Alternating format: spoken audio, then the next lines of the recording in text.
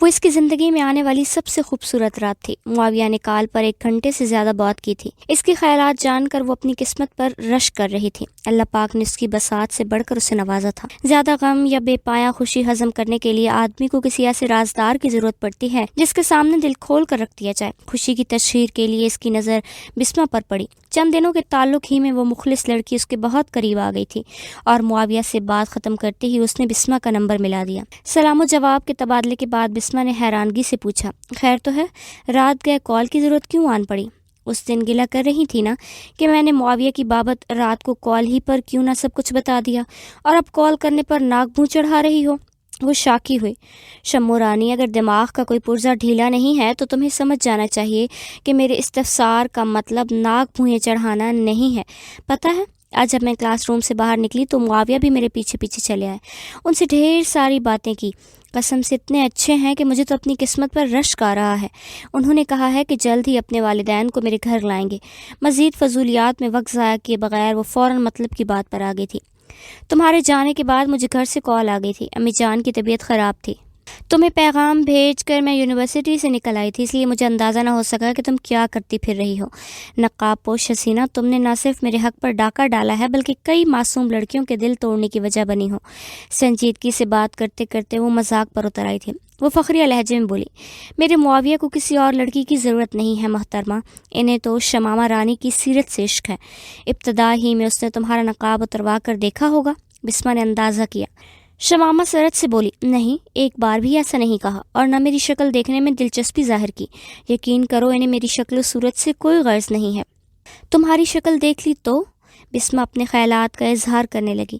وہ کافی دیر گپ شپ کرتی رہیں، یہاں تک کہ بسمہ ہی نے تنگ آ کر الوداعی سلام کہا تھا، ورنہ معاویہ کے تذکرے سے تو شمامہ کا دل ہی سیر نہیں ہو رہا تھا۔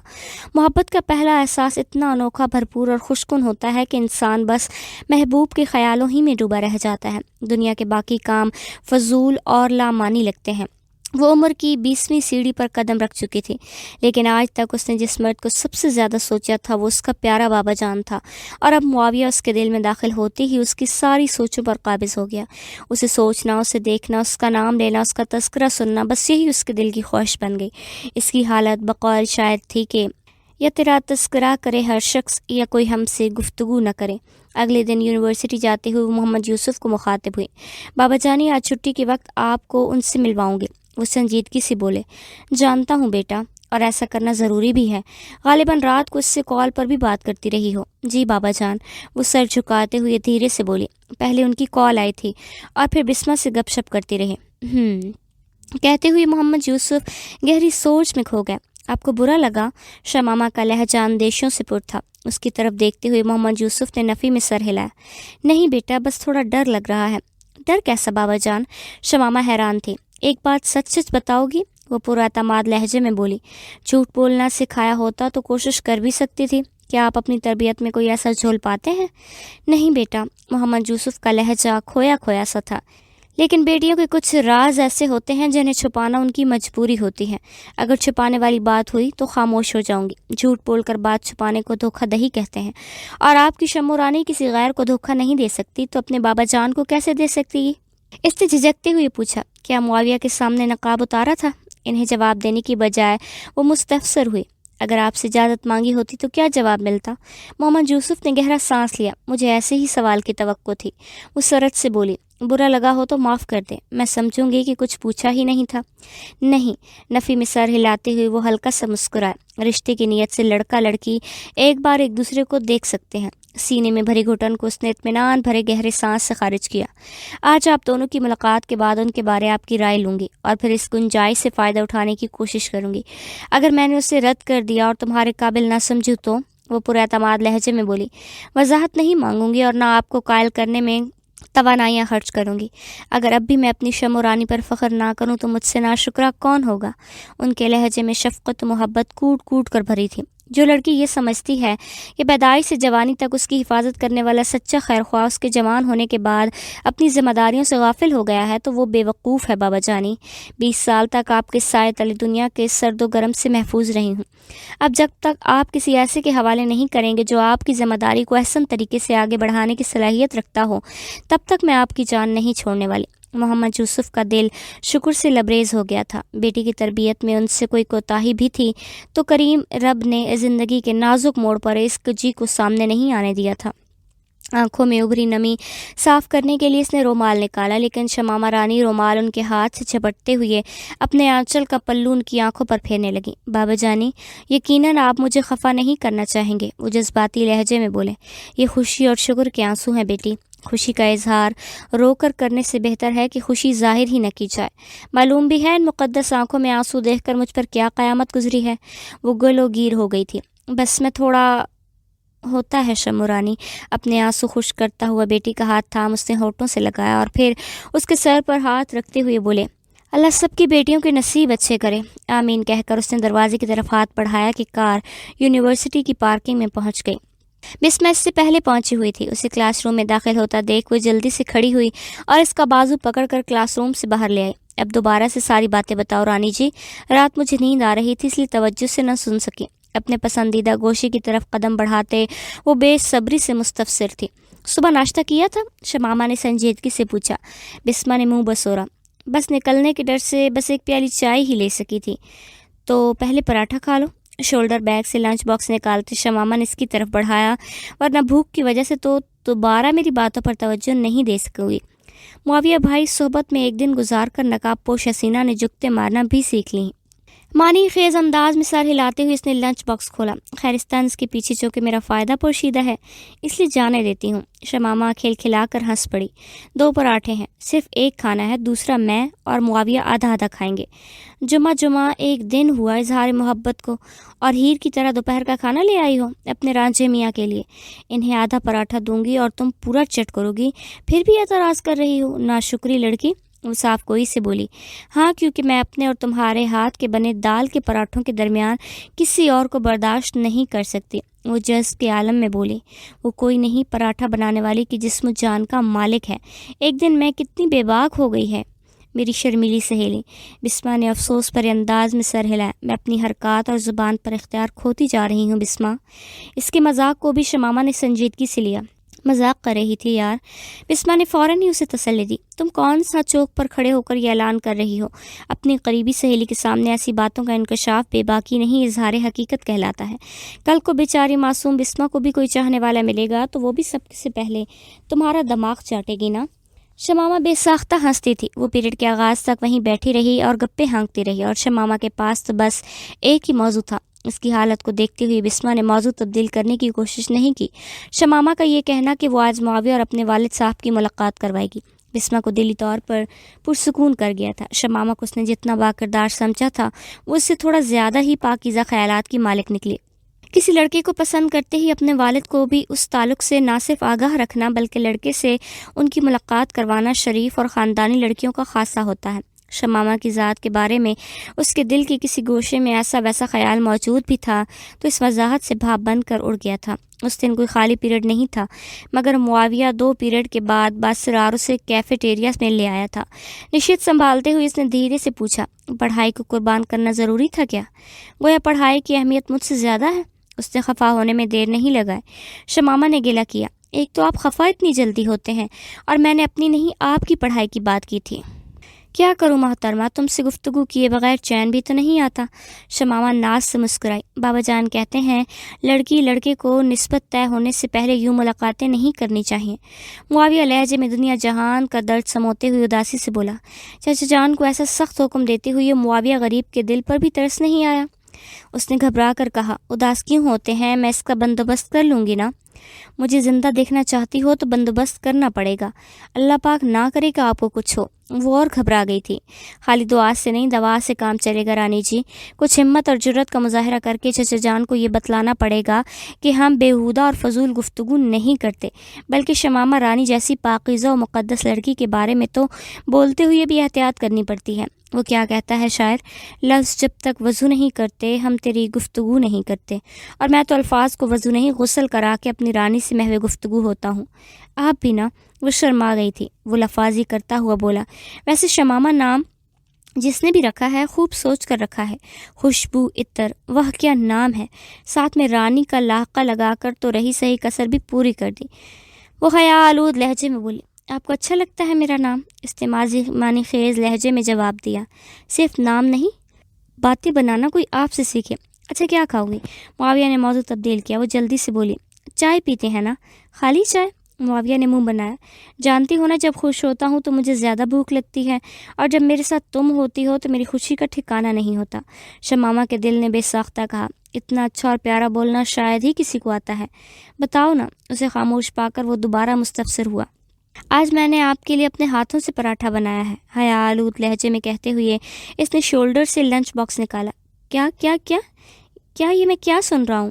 اس نے فوراً شمامہ رانی کے ہاتھ سے لنچ باکس جھپٹا۔ اس کے لہجے میں ایسی بے ساختگی اور جوش شامل تھا کہ شمامہ محبوب ہو گئی۔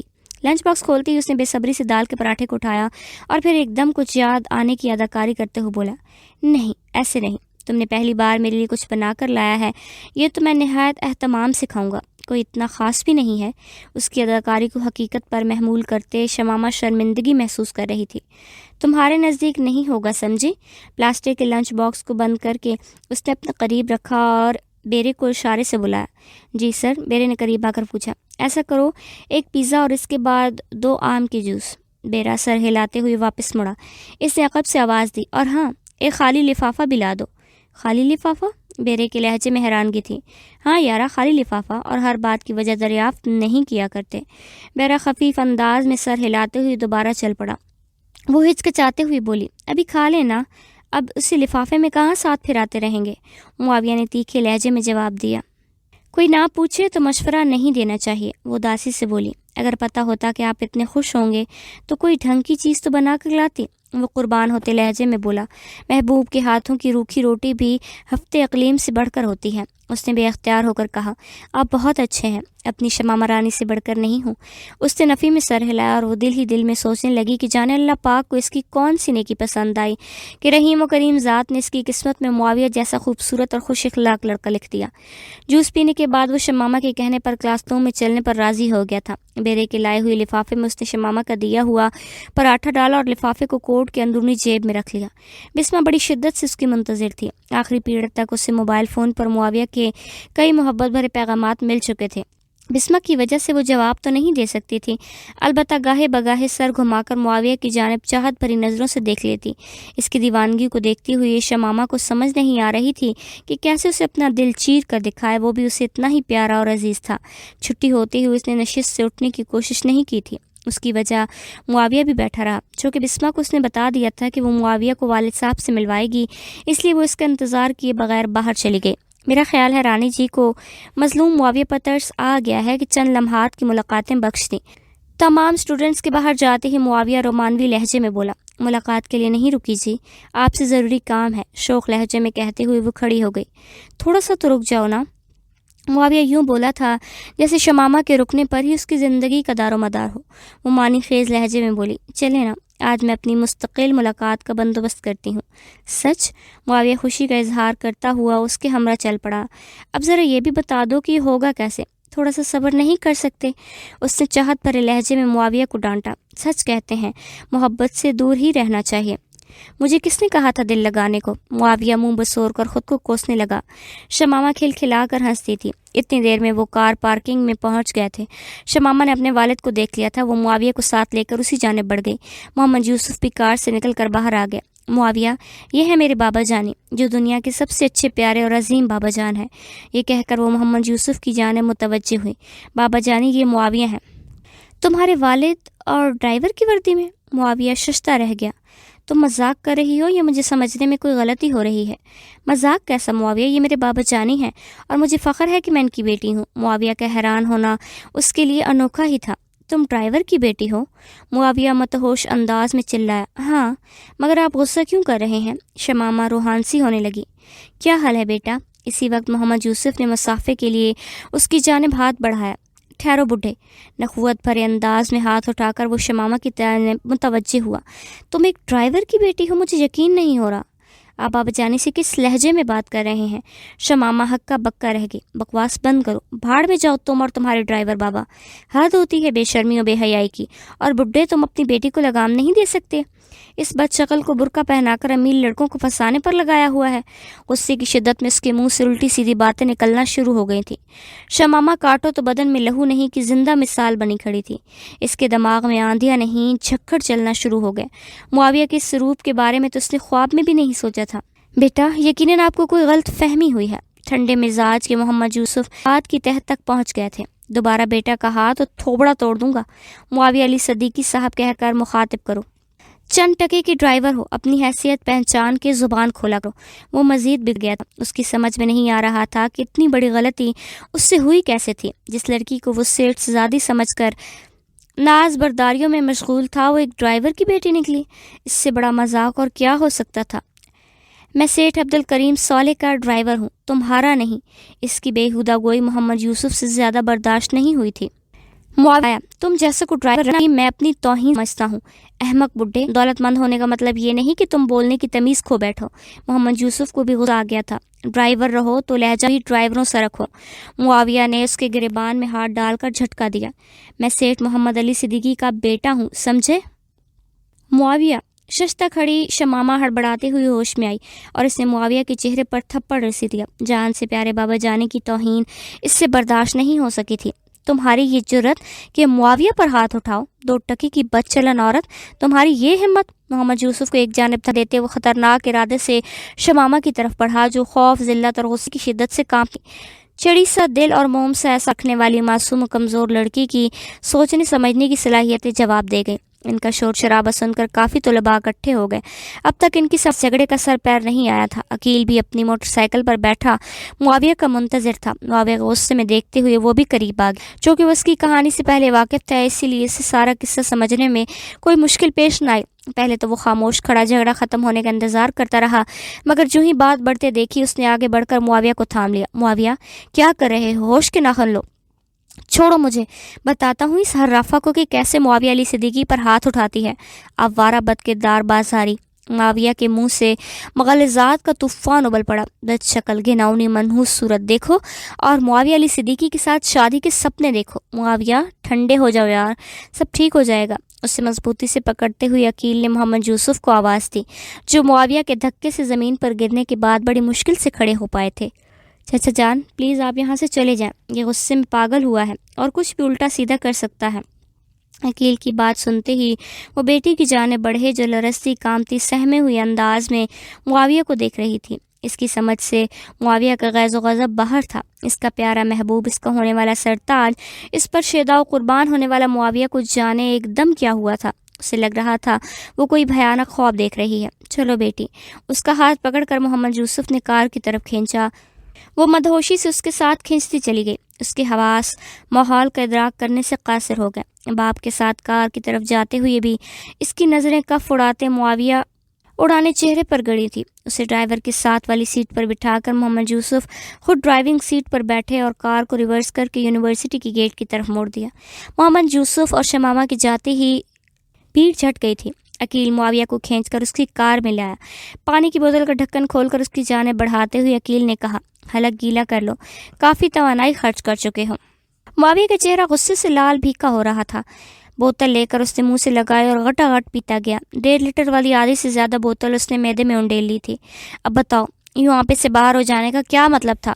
اسے بوتل کا ڈھکن بند کرتے دیکھ عقیل نے تفتیش کا آغاز کیا. تم نہیں جانتے؟ دانت پیستے ہوئی اس نے زہر آلود نظریں عقیل پر جمائی. عقیل نے کہا، جو بات مجھے معلوم ہے اس پر اتنا غصہ کرنا کسی لحاظ سے نہیں جچتا. معاویہ علی صدیقی نے 4-5 دن ایک ایسی بدشکل لڑکی پر ضائع کر دیے جو ڈرائیور کی بیٹی ہے. لعنت ہے یار. وہ سخت چلایا ہوا تھا. تو عقیل نے کندھے اچکائے. غلطی کس کی ہے؟ یعنی میں غلطی پر ہوں اور وہ حرافہ حق پر؟ عقیل کے معنی خیز سوال پر معاویہ بپھر گیا. عقیل صاف گوئی سے بولا، 2 + 2 کو میں زیادہ سے زیادہ 4 کی بجائے 1 کم 5 کہہ سکتا ہوں. مطلب تو 1 ہی بنتا ہے نا؟ معاویہ احتجاج کرتے ہوئے بولا، اتنا قیمتی شولڈر بیگ، اعلیٰ سینڈل، امپورٹڈ چشمہ، یونیورسٹی لانے لے جانے کے لیے نئے ماڈل کی مرسیڈیز، وہ کیا بھلی سی کہاوت ہے. خارشی کتیا مخمل کی جھول اور غلطی پھر بھی میری ہے؟ کبھی اس نے کہا کہ وہ امیر والدین کی بیٹی ہے یا تمہارے پوچھنے پر غلط بیانی کی ہو؟ پہلے ہی دن وضاحت کر دینا چاہیے تھی کہ وہ ڈرائیور کی بیٹی ہے۔ اعلیٰ پہناوے اور کار پر یونیورسٹی آنے سے وہ سیٹ زادی ہو گئی ہے نا؟ دیکھنے والوں کو تو یہی لگتا ہے۔ معاویہ کٹ جستی پر اتر آیا تھا۔ غزالہ کے والد کیا کرتے ہیں؟ عقیل نے اپنے خوش شکل کلاس فیلو کا نام لیا۔ کیا پتہ؟ معاویہ کے لہجے میں حیرانگی تھی۔ بسمہ کے والد؟ عقیل نے دوسری لڑکی کا نام لیا۔ کبھی پوچھنے کی نوبت نہیں آئی۔ سہرش کے ابا؟ عقیل اسے زج کرنے پر تلا تھا۔ میں نے کلاس کی لڑکیوں کی خاندانی تفصیل پر پی ایچ ڈی نہیں کرنی۔ معاویہ نے منہ بنایا۔ پھر شمامہ پر اعتراض کیسا؟ کیا تم نے اس کے والد کے کاروبار کے متعلق پوچھا تھا؟ ضرورت ہی محسوس نہیں ہوئی۔ اچھا آخری سوال، شمامہ سے باقاعدہ گپ شپ کا آغاز کل ہوا نا؟ عقیل نے بحث کو اختتام کا جانب موڑا۔ معاویہ نے اس بات میں سر ہلایا۔ عقیل نے کہا، اور آج اس نے تمہیں والد سے ملوا دیا، پھر تم کیسے اتنے دلیر الزام لگا سکتے ہو اور اسے ایسے گھٹیا القابات سے پکار سکتے ہو؟ معاویہ نے دانت پیستے ہوئے کہا، میرا غصہ ابھی تک ختم نہیں ہوا۔ اس بد شکل کے ساتھ تو میں وہ سلوک کروں گا کہ یونیورسٹی چھوڑ کر بھاگنے پر مجبور ہو جائے گی۔ دیکھو معاویہ، ہم دونوں کی دوستی کو 3-4 سال ہونے والے ہیں اور آج تک میں نے تمہیں کسی فعل سے اختلاف نہیں کیا، لیکن اس بات کی اجازت میں بالکل نہیں دے سکتا کہ تم شمامہ کے خلاف کوئی الٹا سوچو۔ معاویہ نخوت سے بولا، اجازت مانگی کس نے ہے تم سے؟ عقیل اسے سمجھاتے ہوئے بولا، یار جتنا ہو گیا کافی ہے، وہ غریب لڑکی ہے، تمہارے مقصد سے انجان، فطرت سے ناواقف، اس غلط فہمی اور معصومیت کی اسے مزید سزا نہ دینا۔ یقین کرو تمہیں غصے میں دیکھ کر وہ کانپ رہی تھی، گاؤن بھی اس کے جسم میں ہونے والی لرزش کو چھپا نہیں پا رہا تھا۔ چڑیا سا دل ہے بیچاری کا، باقی اس نے محبت کرنے ہی کا جرم کیا ہے نا؟ کیا برا کیا؟ شادی کرنے کے بارے ہی سوچا تھا نا؟ کون سی قیامت ٹوٹ پڑی؟ اور معاویہ علی صدیقی کے 5 دنوں کا زیادہ تمہاری نظر میں کسی اہمیت کے حامل نہیں ہے؟ اس کا قصور؟ عقیل اپنی رائے پر ڈٹا تھا۔ معاویہ نے کہا، جانتے ہو میرے پاس سب سے بڑی دلیل کیا ہے؟ مجھے نہیں لگتا کہ تمہارے پاس کوئی ایسی دلیل ہوگی کہ مجھے قائل کر سکے۔ معاویہ علی صدیقی کا کسی کو ناپسند کرنا ہر دلیل سے بڑھ کر اہم ہے۔ عقیل نے منہ بنایا، یہ صرف تمہارے نزدیک اہم ہو سکتا ہے۔ وہ خود غرضی سے بولا، میری زندگی میں سب سے پہلے اپنی ترجیحات اور خواہشات کا نمبر آتا ہے۔ اس لڑکی کی وجہ سے مجھے توہین محسوس ہوتی ہے، بلکہ اس کے غریب ہونے کے انکشاف نے مجھے اپنی ہی نظروں میں شرمندہ کر دیا۔ اب میں اسے کیسے بخش سکتا ہوں؟ کیا کرو گے؟ جلدی دیکھ لو گے۔ معاویہ نے چابی گھما کر کار سٹارٹ کی۔ عقیل خاموشی سے باہر نکل گیا اور اس نے اپنی بساط کے مطابق شمامہ کی طرف داری کر لی تھی۔ مزید اسے نہ تو شمامہ سے کوئی لگاؤ تھا اور نہ معاویہ کی کڑوی کسیلی باتیں برداشت کرنے کا شوق۔ یونیورسٹی سے نکل کر محمد یوسف نے شمامہ کی جانب دیکھا۔ وہ خاموشی سے سر جھکائے بیٹھی تھی۔ وہ سامنے دیکھنے لگے۔ اسے غصے پر قابو پانے میں چند منٹ لگے تھے۔ جلدی غصے کو دور جھٹک کر وہ صورتحال کا جائزہ لینے لگے۔ اس کے دماغ میں کافی سوال گردش کر رہے تھے، لیکن شمامہ کی حالت ایسی نہیں تھی کہ اسے استفسار کی ضرورت ہوتی۔ وہ اپنی بیٹی کے مزاج شناس تھے۔ شمامہ رانی نہایت زود و رنج، حساس اور ڈرپوک تھی۔ سڑک کنارے گنے کے رس والی ریڑھی دیکھ کر اس نے کار روکی۔ اپنے اور شمامہ کے لیے رس کا بتا کر وہ سیٹ سے ٹیک لگا کر بیٹھ گئے۔ ریڑھی والے نے 2 بڑے گلاس گنے کے رس کے انہیں تھما دیے۔ خلاف توقع شمامہ نے بغیر تردد کے رس کا گلاس تھام لیا۔ گلاس خالی کر کے محمد یوسف نے گلاسوں کے ساتھ مطلوبہ پیسے بھی ریڑھی والے کی طرف بڑھا دیے۔ انگنیشن میں چابی گھمانے کے ساتھ اس نے حوصلہ مجتمع کرتے ہوئے گفتگو کا آغاز کیا۔ میرے بارے میں اس کی لا علمی اتفاقی تھی یا تمہاری کوششوں کی مرہون منت؟ جواب کے لیے اسے زیادہ انتظار نہیں کرنا پڑا۔ جلدی شمامہ کی بھرائی ہوئی آواز ابھری، آپ کو کیا لگتا ہے؟ وہ تیقن سے بولے، میری بیٹی کسی سے غلط بیانی نہیں کر سکتی۔ پھر پوچھا کیوں؟ اس کا غصہ میری سمجھ سے باہر تھا۔ محمد یوسف نے سوال تبدیل کیا۔ وہ صاف گوئی سے بولی، میری بھی۔ تم نے کہا تھا کہ قدم بڑھانے میں پہل اس نے کی تھی۔ اب بھی یہی کہوں گی۔ یقیناً اس کار کو دیکھ کر اسے غلط فہمی ہوئی ہوگی۔ محمد یوسف نے اندازہ لگایا۔ راحیلہ باجی کا پرس، ان کے سینڈل، امپورٹڈ چشمہ اور قیمتی گھڑی، ان تمام اشیاء کے ہوتے ہوئے اس کا غلط فہمی میں مبتلا ہونا انوکھی بات نہیں ہے۔ تمہیں بات چیت کے آغاز میں بات صاف کر دینا چاہیے تھی۔ محمد یوسف کے لہجے میں تنبیہ کا عنصر ناپید تھا۔ ضرور کرتی، اگر لگتا کہ وہ مجھے دولت مند سمجھ کر تعلقات بڑھانے کی کوشش کر رہا ہے۔ وہ تو بس میری سیرت کے قصیدے پڑھتا رہا، بلکہ اس نے تو میرا چہرہ دیکھنے میں بھی ذرا بھی دلچسپی ظاہر نہیں کی، اور میں غلط فہمی میں مبتلا ہو گئی کہ امی جان میرے لیے جس قسم کے لڑکی کی تمنائی تھی ایسا مجھے مل گیا ہے۔ آخری فقرہ کہتے ہوئے وہ گلو گیر ہو گئی تھی۔ بہرحال جو ہو گیا اس پر مٹی ڈالو۔ محمد یوسف نے بحث کو ختم کرنا چاہا۔ 1-2 لمحے کی خاموشی کے بعد شمامہ نے سسکی لی، بابا جانی، آپ اپنی شمو رانی کو معاف کر دیں گے نا؟ کس غلطی پر؟ محمد یوسف کے ہونٹوں پر مسکراہٹ رکی۔ نہ صرف میرا انتخاب غلط تھا بلکہ اس وجہ سے آپ کی توہین بھی ہوئی۔ بابا جان، میں شرمندہ ہوں، یہ معذرت چاہنا ہی غلط ہے، جبکہ طے ہو گیا تھا کہ تمہارے انتخاب کی منظوری میری اجازت کے تابع رہے گی، اور مجھے وہ لڑکا پسند نہیں آیا، اس لیے مجھے اپنی بیٹی کے لیے اس کا رشتہ قبول نہیں ہے۔ قصہ ختم؟ قصہ ختم نہیں، شروع ہوا ہے بابا جان۔ میں خود کو کبھی معاف نہیں کر پاؤں گی۔ میری وجہ سے اس ظالم نے آپ کا گریبان تھاما، آپ کی توہین کی، گالیاں بکیں۔ اگر مجھے اپنے دل پر قابو ہوتا اور میں کسی امیر لڑکے پر دلچسپی ظاہر نہ کرتی تو کیا یہ حادثہ ہوتا؟ وہ نہ جانے کس سے خفا تھی، معاویہ سے یا خود سے، اپنی قسمت سے یا تینوں سے۔ شمورانی، بس یہ وضاحت کر دو کہ وہ تمہیں پسند تھا یا اس سے محبت ہو گئی تھی؟ محمد یوسف سنجیدہ تھے۔ پسند بھی تو وہی ہوتا ہے جس سے محبت ہوتی ہے۔ وہ اپنی حیرانگی پر قابو پا نہیں سکی تھی، اور عادات کے مرہون منت ہوتی ہے۔ پسندیدگی حرکات و سکنات، اخلاق و کردار اور عادات کی مرہون منت ہوتی ہے، جبکہ محبت تو صرف شکل کو دیکھ کر ہو جایا کرتی ہے۔ محمد یوسف نے کار کوٹھی کے داخلی دروازے کی طرف موڑ دی۔ چوکیدار نے کار کو دیکھتے ہی دروازہ کھول دیا۔ کار پارکنگ کرنے تک شمامہ کوئی جواب نہیں دے سکتی۔ محمد یوسف کار سے نکل کر سیٹھ عبدالکریم صالح کو کال کرنے لگے، جبکہ شمامہ خاموشی سے کوارٹر کی طرف بڑھ گئی۔ سیٹھ صاحب کو طبیعت کی خرابی کا بتا کر وہ بھی کوارٹر میں گھس گئے۔ معاویہ کی بدتمیزی اور شمامہ کی حالت دیکھ کر ان کے سر میں سخت درد شروع ہو گیا تھا۔ وہ شمامہ رانی کے قریب پہنچتی ہوئی بولی، مجھے جواب نہیں دیا؟ بابا جان، محبت و پسندیدگی تو چھوڑے، میں اب اسے نفرت کے قابل بھی نہیں سمجھتی۔ پر اعتماد لہجے میں اس نے کہا تو دیا تھا، لیکن کہیں دور دل کی گہرائیوں میں درد کی لہر اٹھی، اور اس کی سوچیں اتنی مزمحل اور شکستہ تھی کہ وہ دل کو سرزنش بھی نہیں کر سکی۔ جبکہ محمد یوسف نے اپنی شمورانی سے مجھے یہی امید تھی کہہ کر اپنے اطمینان کا اظہار کیا تھا۔ رات کو باپ بیٹی ایک دوسرے کے دکھاوے کے لیے کھانا زہر مار کر کرتے رہے۔ بیٹی کو تسلی دینے والے محمد یوسف کو اپنی حالت ناگفتہ بتھی۔ اپنی توہین اور حد تک تو وہ آسانی سے برداشت کر گئے تھے کہ عمراء کی باتیں سننا نوکری پیشہ غریبوں کا مقدر ہوتا ہے، لیکن بیٹی کی ناکام محبت اسے ہضم نہیں ہو رہی تھی۔ زندگی میں پہلی بار شمامہ نے کسی لڑکی میں نہ صرف دلچسپی ظاہر کی بلکہ اسے والد سے ملانے بھی لے آئی تھی۔ اس کا صاف مطلب یہی تھا کہ اسے اپنے لیے شریک حیات پسند کر لیا تھا۔ اب یہ اس کی سادگی، معصومیت اور بھول پن ہی تھا کہ نادانستگی میں اسے ایک عیار، مطلبی، ظالم اور خود غرض شخص ٹکرا گیا۔ معاویہ کے بات کرنے کے انداز سے محمد یوسف جان گئے کہ وہ بیمار ذہنیت اور گھٹیا کردار کا مالک تھا۔ ایسے آدمیوں کے نزدیک ہر رشتے اور تعلق کی پیمائش دولت ہوتی ہے۔ شمامہ نے کہنے کو تو بہت بڑا دعویٰ کر دیا تھا کہ اس کے نزدیک معاویہ کی کوئی اہمیت نہیں، اور اس بات پر محمد یوسف نے اطمینان کا اظہار بھی کر دیا، لیکن اس کے دل میں نامحسوس اندیشے پرورش پا رہے تھے اور اس صورتحال سے خوفزدہ تھے۔ شمامہ رانی سے جان سے بھی زیادہ عزیز اور پیاری تھی۔ اس کی پریشانیوں، دکھ محمد یوسف کی برداشت سے باہر تھے۔ غریب ہونے کے باوجود اس نے شمامہ رانی کو شہزادیوں کی طرح پالا۔ اس کی ضروریات، خواہشات اور مطالبوں کو پورا کرنا وہ ہر کام سے مقدم سمجھتے تھے۔ یہ علیحدہ بات کہ بچپن ہی سے اس کی ضروریات اور خواہشیں سمجھداری کے سانچے میں ڈھلی ہوئی تھیں۔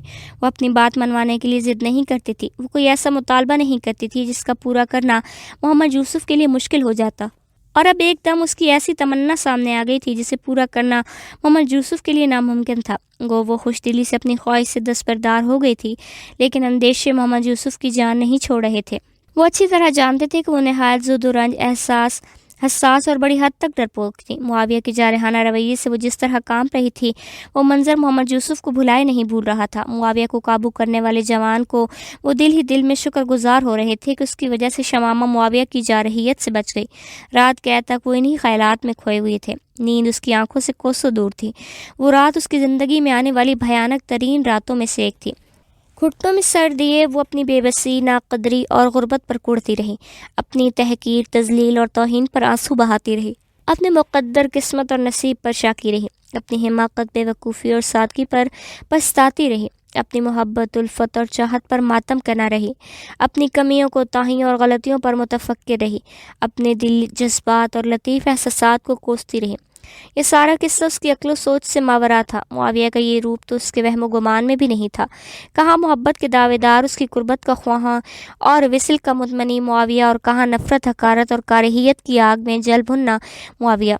دونوں الگ الگ شخصیتیں نظر آ رہے تھے۔ اس کے دماغ میں معاویہ کا شوخ لہجہ گونجا۔ شمع مرانی جیسی پاکیزہ مقدس لڑکی کے بارے تو بولتے ہوئے بھی احتیاط کرنی پڑتی ہے کہ وہ کیا کہتا ہے شاعر۔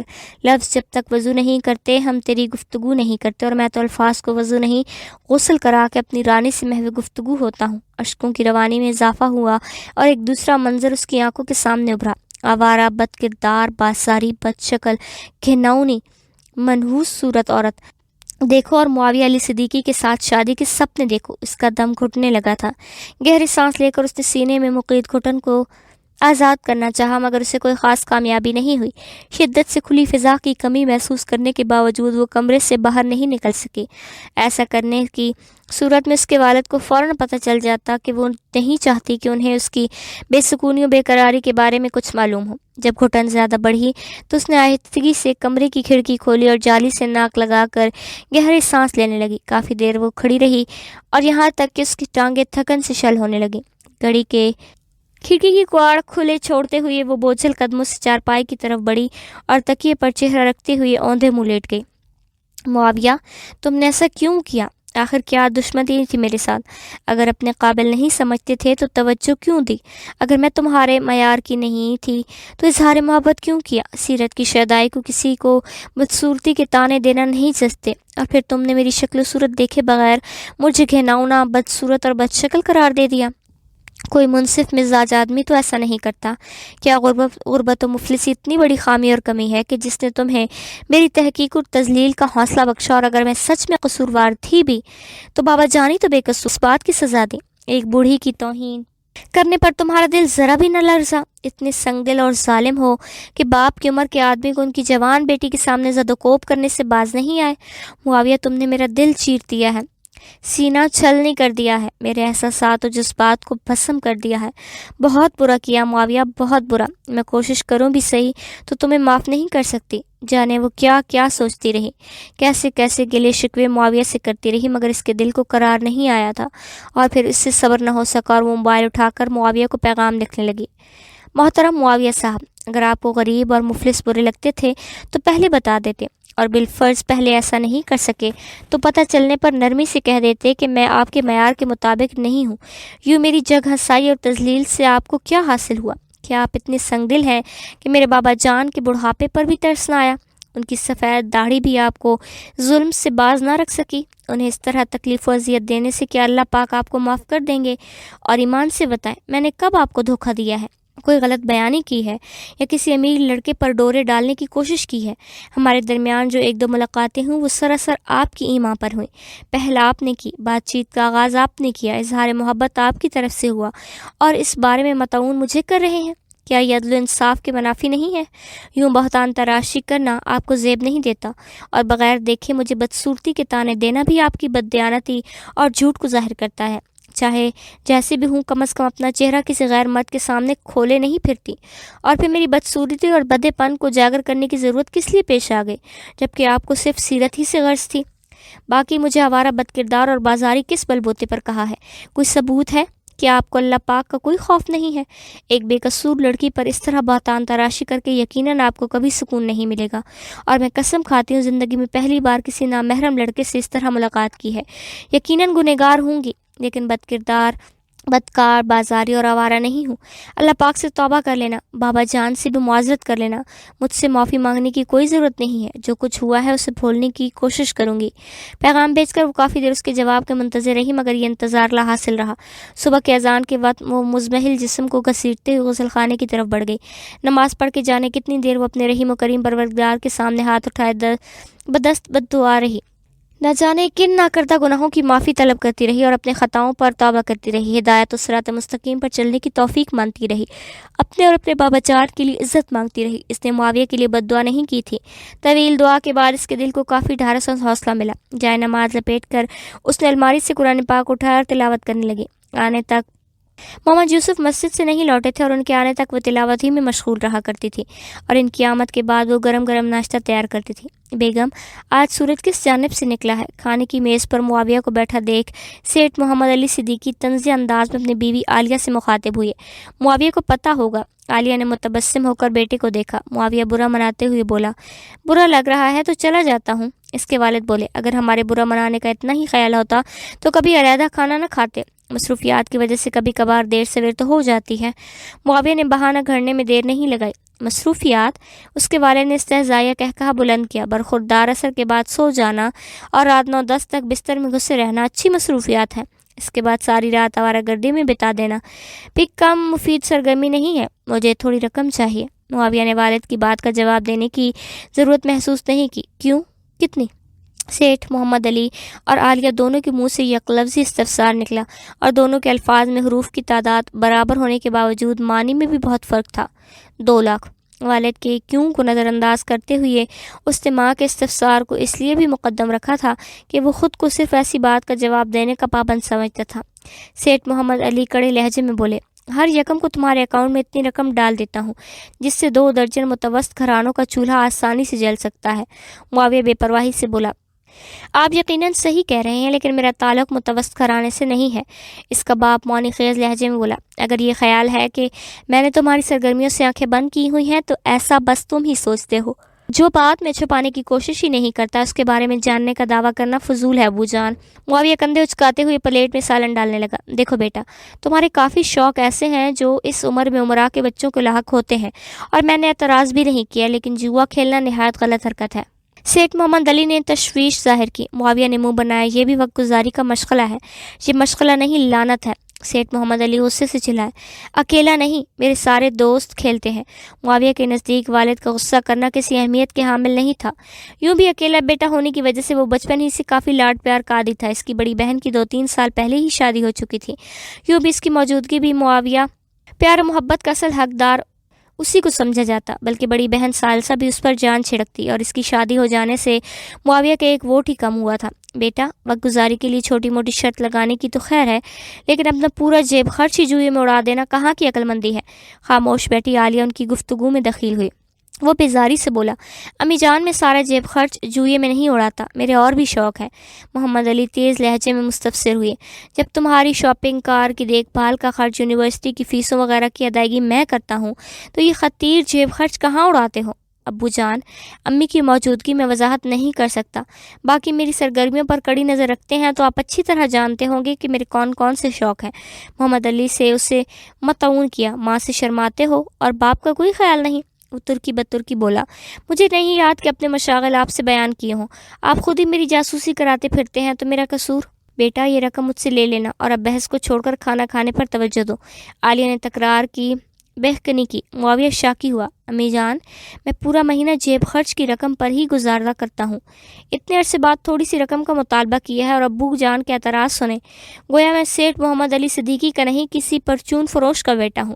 اس کے باپ نے منہ بناتے ہوئے کہا، جوا کھیلنے والے کے لیے سیٹھ محمد علی صدیقی کی دولت کیا قارون کا خزانہ ناکافی رہتا ہے۔ ابو جان، پتہ ہے پرسوں ایک صاحب کہہ رہے تھے کہ میں اچھا کھیلتا ہوں لیکن اب تک سیٹھ محمد علی صدیقی جیسی مہارت حاصل نہیں کر سکا۔ بیٹے کی باپ پر محمد علی کا سیانہ ہو کر مسکرا پڑا، جبکہ عالیہ نے بلند و باد کہکہا لگا کر شوہر کو معنی خیز نظروں سے گھورا تھا۔ تھوڑی دیر بعد معاویہ 2 لاکھ کی رقم کے ساتھ کلب کی طرف روانہ ہو چکا تھا۔ شگفتہ سے ابھی تک اسے پہلی قسط وصول نہیں ہوئی تھی، جبکہ شمامہ پر کی ہوئی محنت بیکار گئی تھی۔ مجبوراً اسے والد سے رقم مانگنا پڑ گئی تھی کہ جوا اور پینے پلانے کے محفل سے کنارہ کشی اس کے لیے ممکن نہیں تھی۔ شمامہ پر البتہ اسے سخت تپ چڑھا ہوا تھا۔ اگر 5-6 دن اس مفلسی پر ضائع نہ کیے ہوتے تو وہ کسی اور لڑکی کو پھنسا چکا ہوتا۔ اپنی بے وقوفی اور حماقت کے بارے میں سوچتے ہوئے اسے عصر کے وقت نیند بھی نہ آ سکی۔ کلب میں جوا کھیلتے ہوئے اس بیہودہ لڑکی کے ساتھ گزارے لمحات رہ کر اس کی سوچ میں اجاگر ہو کر اسے غصہ دلاتے رہے۔ صبح یونیورسٹی جاتے ہوئے وہ سارا رستہ خاموش رہی تھی۔ محمد یوسف نے بھی زبان کھولنے کی ضرورت محسوس نہیں کی۔ یونیورسٹی کی پارکنگ میں اترتے ہوئے اس کی آنکھوں کے سامنے گزشتہ کل کا منظر تازہ ہوا۔ اس پر گھبراہٹ طاری ہونے لگی۔ نقاب میں ہونے کی وجہ سے محمد یوسف کو اس کا چہرہ نظر نہیں آ رہا تھا، ورنہ اس کے زرد پڑتے چہرے کو دیکھ کر ضرور تسلی دینے کی کوشش کرتے۔ محمد یوسف سے اجازت لے کر وہ کلاس روم کی طرف بڑھ گئی۔ 10 मिनट की रवश पर चलते उसकी नज़र बिस्मा पर पड़ी, जो घास पर बैठी अपनी क्लास फेलो सनम से महवे गुफ्तगू थी। वो आज शमामा से पहले ही यूनिवर्सिटी पहुंच गई। क्लासरूम में जाने का इरादा मुलतवी करते हुए उनकी तरफ बढ़ गई। करीब पहुंचते उसने सलाम किया। सलाम का जवाब देते बिस्मा कहने लगी, मेरा ख्याल है शमामा रानी रात गया तक जागती रही है, इसलिए सुबह देर से तशरीफ़ ला रही हैं। तुमसे ज़रूरी बात करना है। उनके साथ घास पर बैठते शमामा धीमे लहजे में बोली। इसका संदीजा लहजा सुनकर बिस्मा चौंक पड़ी। बेसाख्ता घबराई हुई लहजे में पूछने लगी, खैर तो है? इसका हमदर्दाना लहजा सुनकर शमामा की आंखों में नमी नमूदार हुई। उसने जवाब दिए बगैर खामोशी से सर झुका लिया था। आप लोग गपशप करें, मैं चलती हूँ। शमामा की खामोशी देखते हुए सनम को महसूस हो गया था कि वो बिस्मा से अकेले में बात करना चाहती है। बिस्मा ने इस बात में सर हिला दिया। सनम बहन, अब मुँह से कुछ फूटोगी भी सही, या नकाब पोश चेहरे को देखकर ही अंदाज़ा करना पड़ेगा। सनम के जाते ही बिस्मा उस पर चढ़ दौड़ी। शमामा का जोर करोना याद आना आया। घुटनों पर सर टेकते हुए वो सिसकियाँ भरने लगी। हुआ क्या है? बिस्मा ने करीब होकर उसकी पीठ सहलानी शुरू की। वो गुलगीर आवाज़ में बोली, बिस्मा, उसने मुझे धोखा दिया, अंधेरे में रखा। उसे दौलतमंद लड़की की ज़रूरत थी और मेरी तरफ से उठने वाले कदम किसी गलतफहमी का नतीजा थे। क्या बकी जा रही, होश में तो हो तुम? बिस्मा शशता रह गई। शमामा सिसकी। हाँ, कल छुट्टी के वक्त ही होश आया था। मुआविया ने कुछ कहा है? शमामा भराई आवाज़ में बोली, कुछ नहीं, बहुत कुछ। हराफा, बदकिरदार, आवारा, बाजारी, बदशक्ल, घिनौनी, बदचलन और जाने क्या क्या। अगर ये मजाक है तो बहुत ही बेहुदा और बेहकीकत है तो बहुत भयानक है। शमामा, जल्दी से वजाहत करो, और यकीन करो मुझ में बेहुदा मजाक बर्दाश्त करने का हौसला मौजूद है, भयानक सच्चाई का सामना नहीं कर सकते। शमामा खामोशी से आंसू बहाने लगी। बिस्मा तशवीश भरी निगाहों से उसे घूर रही थी। जानती हो कि रोना तुम जैसी डरपोक लड़कियों का पसंदीदा काम है, लेकिन मुझे बेचैनी हो रही है और पूरी बात जाने बगैर सुकून नहीं आएगा। शमामा ने नाक से 2-3 लंबे सांस खींचे, घुटनों से सर उठाकर चश्मा उतारा और गीली आंखों को रुमाल से साफ करने लगी। आंखों के बाद चश्मे की बारी आई। वो बिस्मा की तरफ देखने से गुरेज कर रही थी। चंद लम्हात इस सरगर्मी में ज़ाया करके वो बिस्मा की तरफ मुतवज्जि हुई।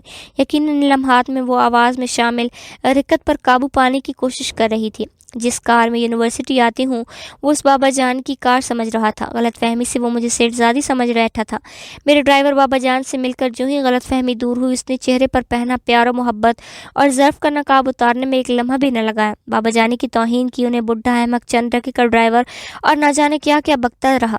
उनके गिरबान में हाथ डालकर धक्का देकर ज़मीन पर गिरा दिया। ये भी कहा कि उनकी बेटी यूनिवर्सिटी में अमीरजाद लड़कों को फंसाती फिरती है। मुझ पर भी हाथ उठाने की कोशिश की, लेकिन अकील ने उसे पकड़कर हमें मज़ीद बेइज्जत होने से बचा लिया। ऐसा कैसे हो सकता है? बिस्मा शशता हो गई थी। कम अज़ कम मुआविया ऐसा नहीं हो सकता। वो तो एक सुलझा हुआ, तमीज़दार, हलीम और आला ज़र्फ़ का लड़का है। शमामा ने तंज़िया हनकार भरा। मेरे भी यही ख्याल थे। किसी ने कान ना भरे हों? अभी हाल ही में वो शगुफ्ता की बातों से मुतनफ़िर हुआ था, या तुम्हारे बारे में किसी ने गलत पटियाँ ना पढ़ाई हों? बिस्मा अभी तक गोमगो की कैफियत में थी। एक जानिब शमामा थी जिसकी बात पर वो आंखें बंद करके यकीन कर सकती थी, और दूसरी तरफ मुआविया था जिसे वो नहायत अच्छा, बाअखलाक और मुखलिस समझती थी। शमामा उसकी सादगी पर मुस्कुराई। बाबा जान से तारफ़ होने से पहले उसके लहजे से शहद टपक रहा था। वो मुझ पर सदके कुर्बान वारी जा रहा था, और जो ही मालूम हुआ कि मैं ड्राइवर की बेटी हूँ, उसके मुंह में किसी निचले दर्जे की वाहियात और घटिया शख्स की ज़ुबान आ गई। परेशान नहीं होते मेरी जान, बिस्मा ने उसका दायां हाथ थाम कर सहलाते हुए कहा। अच्छा हुआ कि इब्तदा ही में उसकी असलियत खुल गई, वरना आगे जाकर ये रफ़ाक़त और मसाइल पैदा करती। शमामा धीरे से बोली, रात मैंने उससे मोबाइल पर पैगाम भेजा था, लेकिन उसका जवाब नहीं आया। क्या? मगर क्यों? बिस्मा खफ की भरे अंदाज में चीख पड़ी। और लिखा क्या था? शमामा ने बगैर कुछ कहे मुआविया को भेजा हुआ पैगाम खोलकर मोबाइल फ़ोन उसकी जानिब बढ़ा दिया। पैगाम पढ़कर बिस्मा की खफ की भरे चेहरे पर हल्का सा इत्मीनान झलका। मोबाइल फ़ोन शमामा को वापस करते हुए उसने मुंह बनाया। बातें तो ठीक लिखी हैं, लेकिन इसका कोई फ़ायदा नज़र नहीं आ रहा। बेहतर यही है कि उसे पैगाम ना भेजती। आखिर उसने ऐसा क्यों किया? शमामा की आवाज़ दोबारा भराने लगी। बिस्मा ने मशकूक लहजे में पूछा, सच बताओ, कहीं उसकी इतनी घटिया हरकत के बाद भी उसे दिल में तो नहीं बसाया हुआ? पता नहीं। शमामा ने उदासी भरे अंदाज में सर झुका लिया। क्या मतलब? बिस्मा परेशान हो गई। मेरी समझ में कुछ नहीं आ रहा बिस्मा, क्या कहूँ? शमामा उलझी हुई थी। इतना कुछ होने के बाद भी तुम्हें फैसला करने में दिक्कत हो रही है? बिस्मा बिफर गई। मेरा मतलब था, मैं उसका क्या बिगाड़ सकती हूँ? बिस्मा को गुस्से में देखकर वो घबरा गई। पुलिस में रिपोर्ट दर्ज करवाई तो मेरा ड्रामा बन जाएगा। अलबत्ता वाइस चांसलर साहब को शिकायत की जा सकती है। अकल की दुश्मन, मेरे सवाल को तो समझो। इसकी वजाहत देने पर बिस्मा अपना माथा पीटते हुए चीखने पर मजबूर हो गई। पूछा था तुम्हें अब भी मुआविया नामी शख्स में कोई दिलचस्पी है? شمامہ خاموش ہو گئی تھی۔ بسمہ کا استفسار پہننے سے پہلے اس کی سمجھ میں آ گیا تھا، لیکن حقیقت یہی تھی، اس بارے میں کوئی فیصلہ نہیں کر پائی۔ کچھ پوچھا ہے میں نے؟ بسمہ خاموشی کی طوالت کو برداشت نہیں کر پائی۔ وہ دھیرے سے بولی، اسے میری دلچسپی کی کیا پرواہ، ہماری صرف راہیں ہی جدا نہیں، منزل بھی علیحدہ ہے۔ بسمہ نے اسے تیز نظروں سے گھورا۔ تم گھما پھرا کر فلسفے کا سہارا لیتے ہوئے میرے سوال کو نظر انداز مت کرو۔ وہ روحان سے لہجے میں بولے، میری منتشر سوچیں تمہارے کسی سوال کو سمجھ ہی نہیں پا رہی، جواب کیا دوں؟ شمامہ، خود پر غور کرو، کیا تمہاری جیسی لڑکی کو یہ رویہ زیب دیتا ہے؟ بسمہ نے افسردہ لہجے میں دکھ کا اظہار کیا۔